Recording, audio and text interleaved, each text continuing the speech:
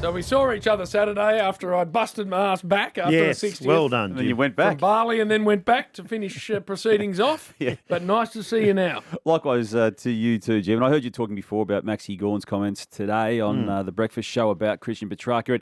It does put a line on the possibilities. The statement that he released via the club on Saturday evening does clear it up, and I've checked since that there is no revisiting of this attempt to get out of the Melbourne Footy Club. I mean, there was an element of possibility around it being a holding pattern just to buy time to regroup and do it away from the public limelight, Bill, but there's no consideration for that now. He will be staying Why at the the big Melbourne Footy Club. change? A couple of reasons, Bill. They couldn't be bothered dealing with another 6 weeks of this type of speculation, and the most pertinent part of it was the clubs that he wanted to go to just did not have immediately at the ready the currency required to bring him across. They being Carlton The big brand clubs. the big brand clubs that suit brand Petracca, which he did use the phrase of, and in fact the word of brand as part of all of this. So, look, we discussed it regularly. We've discussed it for 2 weeks now. No one at all associated with this has come out of it looking well, but what they can do and what football clubs often do is they can now go away with a fresh set, I suppose, of relationships that need to still be nurtured, but the quality of people and player at play here is going to be something, Bill, that they possibly can work through. But there will be, I still believe, change. And while Christian's statement to say that I will want to stay and I am going to stay did not come with any riders or caveats on the Melbourne Football Club side of things, I feel he knows there's going to be some pressure applied to key people, including Kate Roffey, after the disastrous interview that she gave on ACN and the pressure that has been mounting on this club's running now for some time. So, got to be changed. Stephen Smith, Jim, is someone who ran the MCC there as chair of it for some time, and he's now being linked to it, and it is a real possibility. I find it astounding that she hadn't spoken to Christian in that time. Yep. I find that astounding. Sending a text. I mean, you would think as the president of the club, you'd actually get in your car and drive over to his house and go and see him and his family. But if that was impossible to do, the next thing you absolutely must have done is picked up the phone and rung. Yeah. But not once, regularly. Yeah. Everything good? Is your family good? Anything we can do? yeah. I mean, you've got to be doing that. Or as in that role, that's one of the biggest parts of being the president of a footy club. I agree. And even if your relationship was always kept to the people at the footy club having those points of contact, don't go on radio without having an answer to that question. And that was what made it worse too, because there was no point going on radio to try and clear things up when all she did was further muddy waters. It was a very strange it was. admission. But Gary Purdy, CEO too, he has to be under pressure as part of all of this. Jake Stringer. Before we finish on them, since they went out in straight sets last year in the finals to today, it's hard to imagine a worse 12 months for Melbourne. I mean, a few of the things they had no control over, like Angus Brayshaw being forced to retire, who now everyone can see how important he was, probably didn't understand enough when he was playing, but that didn't help. And then what happened to Track obviously didn't help, and Clary Oliver. They have had things come at them, but jeez, it's been a disappointing 12 months. Cozzy Pickett exploring options to go home despite being in contract, and Alex Neil-Bullen seeking a move specifically to the Adelaide Crows, not just the state of South Australia. Bill, Jake Stringer, we knew late in the piece that Essendon was revisiting its thoughts around Jake Stringer staying at the club. Yes. And that is now a game on scenario for So what's a the trade latest period. there, please? The Because we latest- hear a few things. Yeah, latest is he wants 2 years. And Brad Scott is well within his rights, and I actually agree with him for what it's worth when it comes to this deliberation around Jake. He's only going to guarantee 1 season on that deal, and that has allowed Jake to then explore the market. And what I do know is that the Sydney Swans, they've got pole position entering this year's final series. They've got a relatively suspect forward line, as weird as that sounds, Bill, for a team that did finish top of ladder. Again, depending on how the next month plays out, the Swans, I expect to be a club of interest. And they'd give him 2 years. Well, he's They know 30. they'd have to. How many goals he kicked this year, Joey? 46, I reckon. 40 odd, wasn't it? So it wasn't a bad year. Something. Just a bit of news around too. Now, we saw when the AFL briefed clubs recently, there was a strong suggestion that came from them, without it ever being locked in, that the Wildcard Round was going to be a part of the 2025 calendar. The talk at the All-Australian dinner the other night from footy people was that they may have just backed away from that as a possibility. And just given the excitement that generated organically, Bill, from what happened in round 24. Obviously, we're talking about the Carlton St Kilda game and then the Port Adelaide Fremantle game. They were genuine wildcard moments within the already configured home and away season. We didn't need to create out of nowhere, 2 extra games to manufacture this excitement. And not only manufacture excitement, but create more revenue. I mean, that's clearly one of the big drivers for the AFL. The season's too long anyway. Yeah. I'm very glad to hear that's not going to be happening. 42 goals from Stringer, 23 games. That's a pretty good year. Missed a few late, which also was part of the thinking. More with Damo after this. Don Pike has come out and said they've got very strong candidates. Have they? Has he Do we said know that? who any of those people are? Well, I've got the view, Jim, and we discussed this last week. I still feel, I know that they'll be asking Dean Cox the question again once the Sydney Swans season is completed, and that's because Dean Cox is a senior assistant coach to John Longmire.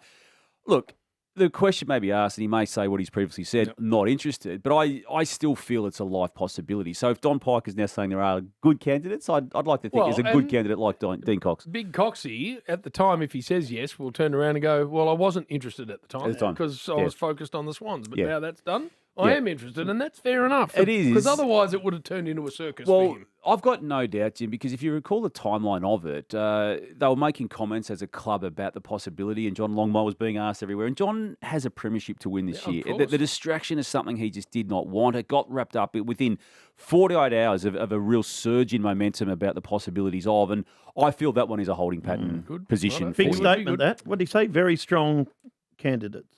Yes. And the culture's never been better at this club. That's Gary Pert at Melbourne. The umpiring's never been better this year. It was AFL. Yeah.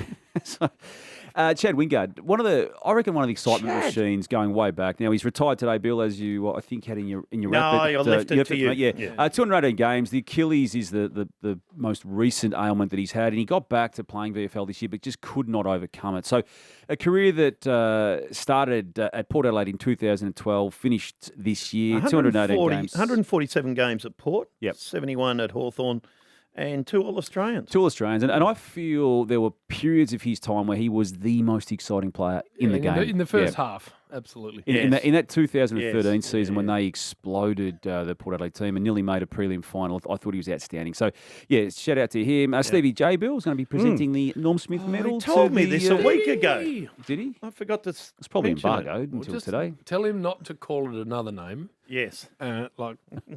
Tucky did. And also make sure Joel Selwood Award goes to...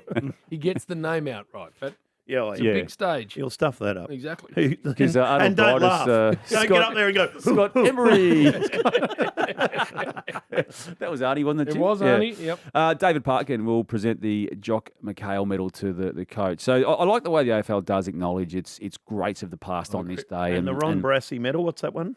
That's going to be awarded to the captain of the premiership winning team. So I like the fact that they've done that too.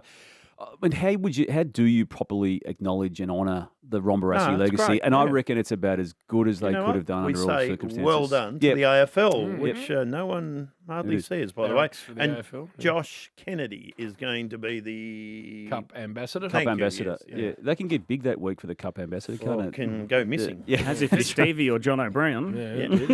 Arch somehow got a great big dent in it. Huge great big ding in the side of it. Just Zak Butters, what's going on there? I'm hearing something. What are you hearing? Infected eye, which is got to be careful. Got to be very, very. I just heard it on the grapey. On the grapey. I haven't heard that, Bill. Zak Butters, infected eye. On the grapey. He came with Cozzy Pickett news that was right last week. Yes. So maybe he's breaking over there. Can you recall who told you that? Where was I? It was another radio station. But no. But it's very important that with the eye, it's got to be careful. So maybe he doesn't play Thursday. We all know, Damo, there's no greater borrower of stuff than Fat. He just helps himself. Well, everyone Whoever says something, Fat just goes, I've heard this. Particularly those conversations we do have occasionally with him, do not repeat this anywhere. And then 3 minutes later, I wasn't meant to. Yeah. What did you say about the... Oh, no, move on. So I wasn't going to mention Zaki Butters in the quick preview of the Port Adelaide. But you've heard it, obviously. I haven't heard it. I have not heard that at all. Well, he didn't turn up. He was supposed to do media today and didn't turn up because his eye's all conjunctivitis. Not bongy. No, Jim, it's not bongy, Jim. Don't mention that. Was one of Fat's comments. No, it wasn't special. It was just a comment. No, don't mention his name. And it got back because we had Caleb Sarong. Absolutely. And Caleb said, no, don't worry, we all heard it. What about Mason Wood? He got an extension, 3 years. Damien? Don't laugh. Purple, Do not laugh at silly that Dave. joke. So I wasn't aware Butters was injury cloud, Bill, but they've got massive issues. Dan Houston, we know, and they're now two-time All-Australian. Yep. I feel the absence, and it will be for the entire series for hamstring tendon-related reasons, of Kane Farrell is nearly as great a problem for the Port Adelaide team. So Ryan Burton will fill, you'd think, a role there somewhere across half-back. They've got Josh Sinbill as another option. The other big question they've got to do is how they configure the forward line. Georgiades is the lock now, and he's a star. How it looks, though, with Todd Marshall and Dixon. Yeah, they've got a decision to make there. What about the Cats? Did Koning come straight back in? No, I'm not convinced he does. He was all right in the VFL Saturday. I'm not looking. Maybe we'll see the teams on Thursday night. But Reece Stanley has got back late in the piece. I know that they'd like him back in there, and there's no guarantee that Sam Docherty will come back in even as a backman. Back. No, in my eyes, Bill, no guarantee. We'll see Thursday night. You got 4 of them. I do. And the other question is Hawkins and Guthrie. They are expected to play in a final in the VFL this week. Yeah, both expected to play. Again, no guarantees what happens beyond that, but if they're back playing, at least puts their claims into reality from a return from injury perspective. Cats play at GMHBA Saturday in the VFL against Southport. Yeah. I'm playing Cam Guthrie. I mean, Hawk's going to be he's different. A fitness watch, but if Guthrie gets through, I'm playing him. Sub even or something like that. He would have done a lot of running. Yeah, it's been 2 seasons, hasn't it, really? But almost since the grand final of 2022, he just has not been seen in a meaningful way on an AFL ground. Western Bulldogs Hawthorn, that's the Friday night game. Again, positivity from a Bulldogs perspective. Riley West should come back in. It was right to go from that broken jaw it was, wasn't it? That he had out of nowhere, effectively. And even James Harms returning to good form and good prolific ball-getting form in the VFL. So they're hitting the line hard, the Dogs. They're going to have a lot of players who are not able to get into that team. Hawks made, I think, the wise call, Bill, publicly announcing Will Day will not be part of considerations for that game. So if they get through it, he's a chance for week 2, but they're not going to be distracted by that talk in the lead up to that elimination final. Swans, 4 massive names. They chose to rest out around 24, both McCartan and Heaney, and they're right to go. Papley fully expected to come back in my eyes, and also McInerney. So it's going to make it tough for selection. Taylor Adams, who's been more than serviceable all year. 3 or 4 good players. Yeah, I think of Caden Cleary, who's been really good too, a young player who's had some good touches. Francis has come in to cover for McCartan and has done a good job, but again, he's probably the first one to go. And even a question around Robbie Fox, who has stood up for this club over a long period of time in big games. Good problem. Equally for their opponents, the Giants. Daniels in Bedford just walked back into the team after being taken out. Ash will come back after a suspension. I think there's a decision to make around Isaac Cumming as well. And they may choose to bring back Riccardi, who's also, again, fit from injury. And it may be unfortunate for Cadman, who may be an out for Riccardi. I'd hope he plays. I hope he plays. But if they bring Riccardi in, that's probably... What about Carlton? They can't bring in 6 or 7, can they? I think they will, Bill. Yeah, it might even be 7 or 8. Wow. And Docherty... It's a lot. I just hear... A third of your side. Yeah, Michael Voss and Paddy Cripps talk about the Docherty impact, and I feel it's going to happen. It's quite extraordinary. Opening round, as we know, for those who forget, it was when he did his knee for the 3rd time, ACL style, and here he is training hard and has been now for a month with the view to playing in this game, and I do expect him to, Bill. Wow. Yeah. Did you mention Fred Wooler? I didn't. The Ron Brassey medal, he's giving that out. He was the captain in 63 for the Cats. The loveliest man you'll ever meet. Old Troubles. Great man, Fred. I'm assuming he knew Brassey pretty well. Yeah, he would have known Ronald. Is that when old mate with his banjo or something? They ran out. Yeah.